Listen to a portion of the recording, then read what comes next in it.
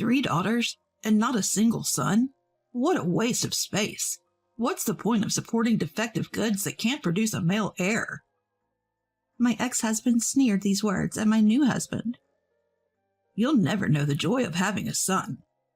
My husband looked at my ex with a puzzled expression. A defective product because she can't give birth to a boy? What are you talking about? My name is Cherie. Until I turned 29, I lived with my in-laws, who owned a generations-old stationery store beloved by the community. Kids in the neighborhood always buy their school supplies here. Last year, my father-in-law Jonas decided to pass the store on to his son, David. My eyesight's getting bad, Jonas said, placing his hand on David's shoulder. David sighed heavily,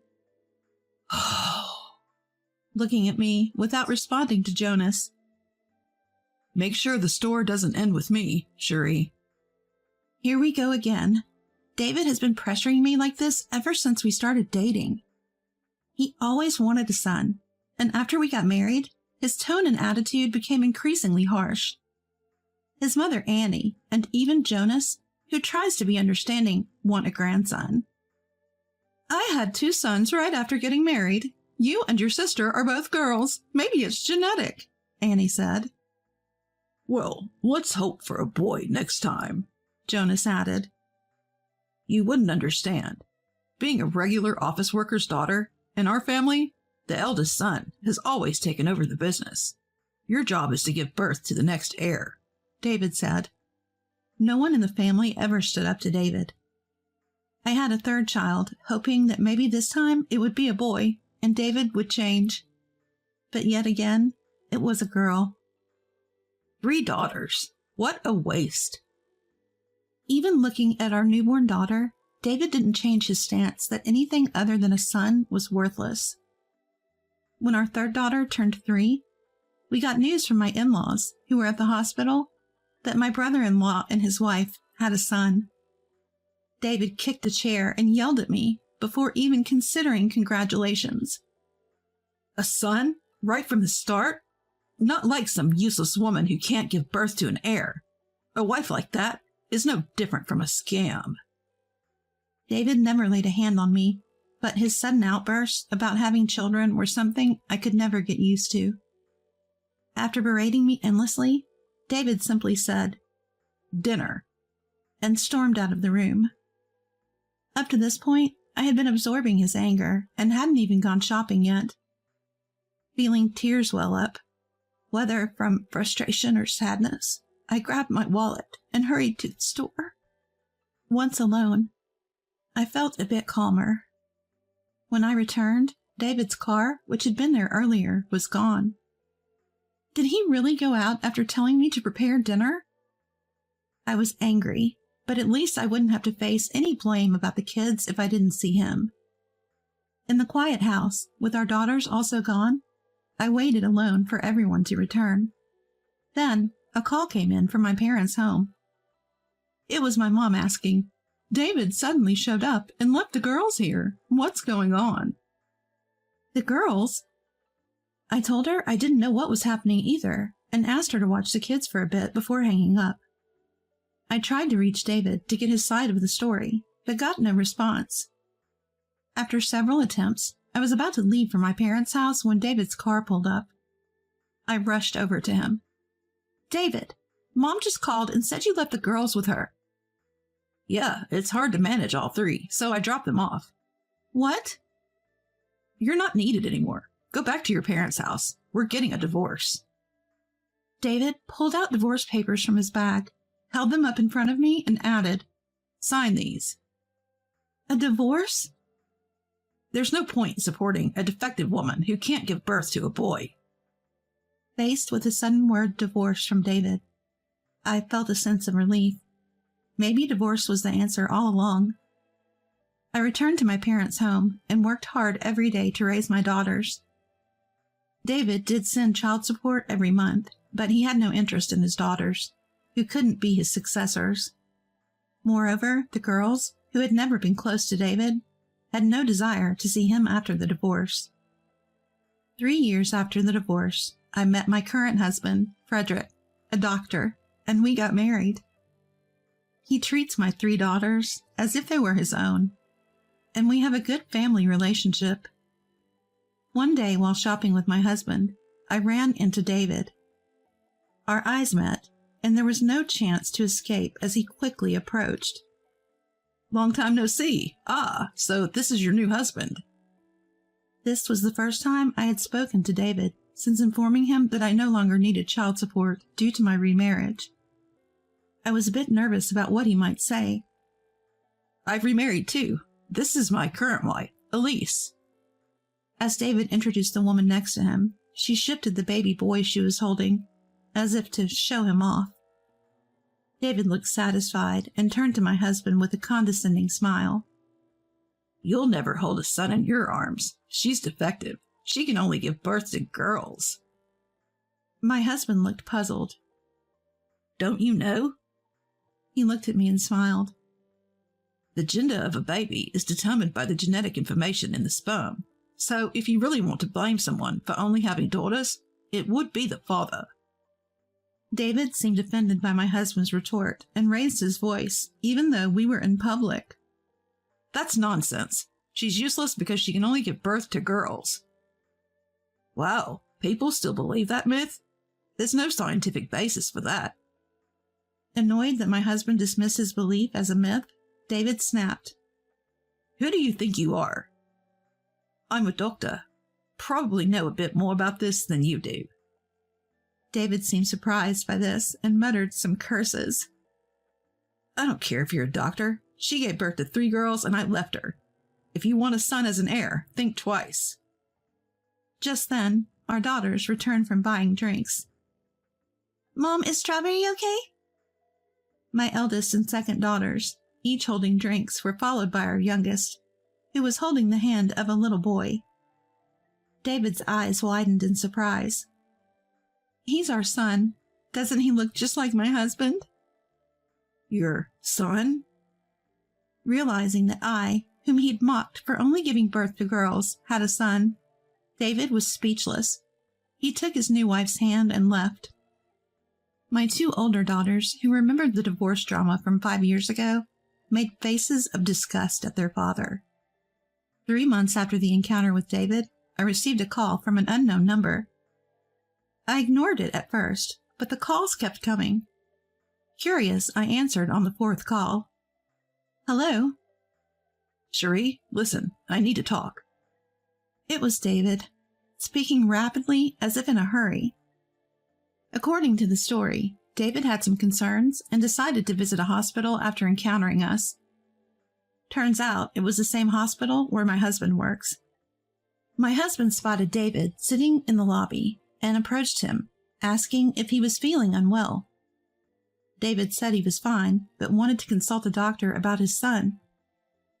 I was surprised to hear this from my husband, so I asked David if he had called to tell me about it. No, I've been deceived. Combining what David told me over the phone with what I later heard from my husband, here's what happened. David had seen my son, who looks a lot like my husband, while out shopping. This prompted him to resolve some complicated feelings he'd been grappling with.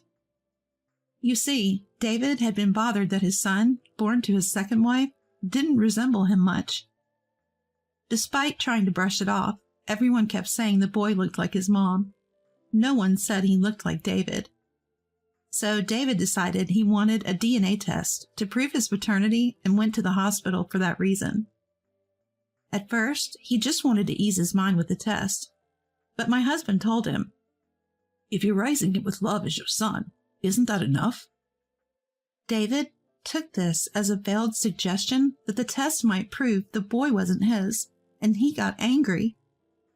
He declared he would definitely get the test done, only to be told, we don't do paternity tests here.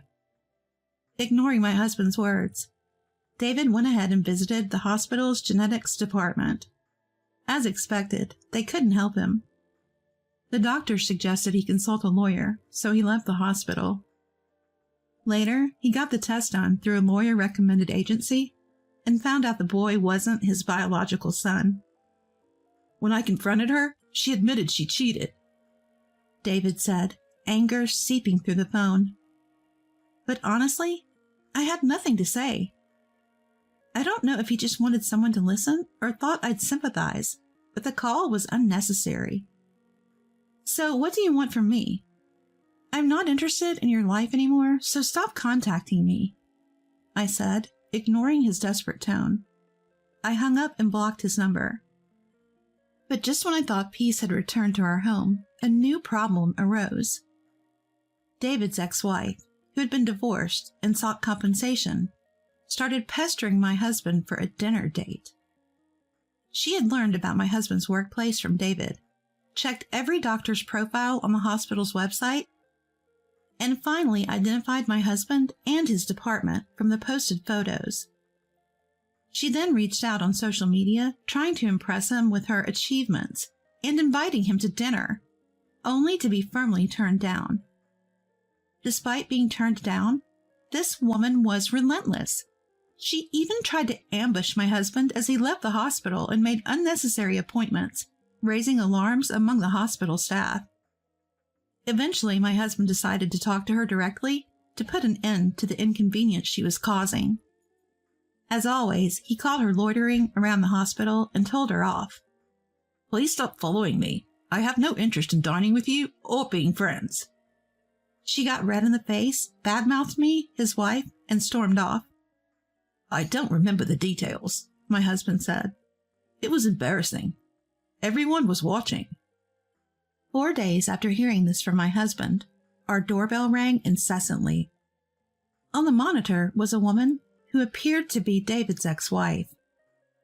I wondered why she was at our house, but with the lights on, pretending to be out was not an option. I asked my eldest daughter and second daughter to take the younger kids upstairs. Then I opened the door with the chain still on. The woman smirked as she glanced at the chain. Surprisingly, she seemed calm and called out to him without even trying to hide her hostility. Sorry to bother you at such a busy time, Super Mom. What do you want? I asked curtly, and she snorted. You're not very friendly, are you? Let's get to the point. You should leave your doctor husband. Cherry, was it? A woman like you, who can't even cook and has a bunch of stepchildren, doesn't deserve a doctor. Know your place. I had never discussed my cooking skills with the stranger, but she must have heard something from David. Why are you here telling me to divorce my husband? I won't divorce him, and it's none of your business. I tried to close the door, but she raised her voice. Don't you get it?